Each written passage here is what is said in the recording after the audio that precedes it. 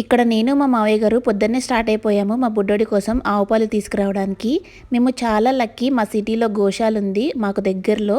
So అక్కడికి వెళ్తే మంచిగా ప్యూర్ కౌ మిల్క్ అయితే ఇస్తారనమాట, వాటర్ కూడా మిక్స్ చేయరు. చిన్నపిల్లలకి ఆవు పాలు పట్టించకూడదు కరెక్టే, కానీ 2+ ఇయర్స్ పిల్లలకి అయితే పర్వాలేదు. సో అందుకే తీసుకుంటున్నాము మేము ఇక్కడికి వచ్చి.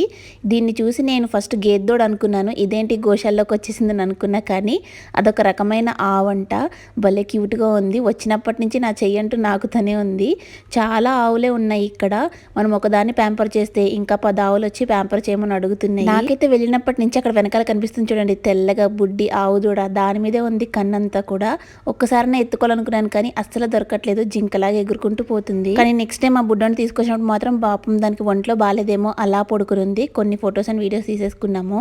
మా బుడ్డడైతే ఫుల్గా ఎంజాయ్ చేశాడు. బెస్ట్ పార్ట్ ఏంటి అంటే ఇక్కడ లోపలికి అలో చేస్తారు, పిల్లలు కూడా వెళ్ళి కాస్త టైం స్పెండ్ చేయొచ్చు వాళ్ళు పాలు తీసే లోపల. ఫ్రెష్గా అప్పటికప్పుడే పాలు పితికి అందులో వాటర్ కూడా మిక్స్ చేయకుండా అలానే పోసేస్తారు. కానీ ఇక్కడ ఏంటి అంటే ప్లాస్టిక్ బాటిల్స్ మాత్రం అస్సలు తీసుకురాకూడదు, స్టీల్ బాటిల్స్ లేదా స్టీల్ కంటైనర్స్ మాత్రమే తీసుకురావాలి. ఇక్కడ ఇలాగ కాలు విరిగిపోయి యాక్సిడెంట్ అయిన ఆవులు దూళ్ళు కూడా ఉంటాయి. ఇంకా బయట అయితే ఇలాగ పక్షుల కోసం కూడా ఫుడ్ అది వేసి పెట్టారు. ఇక్కడ కావాలంటే మనం డొనేషన్ కూడా చేయొచ్చు, ఫుడ్ లేకపోతే డబ్బులు లాంటివి. ఈ వీడియో మన రాయచూరు వాళ్ళు చూస్తుంటే ఎగ్జాక్ట్ ఆపోజిట్ బండారి హాస్పిటల్ ఉంటుంది గోశాల, ప్యూర్ మిల్క్ కోసం వచ్చేయండి.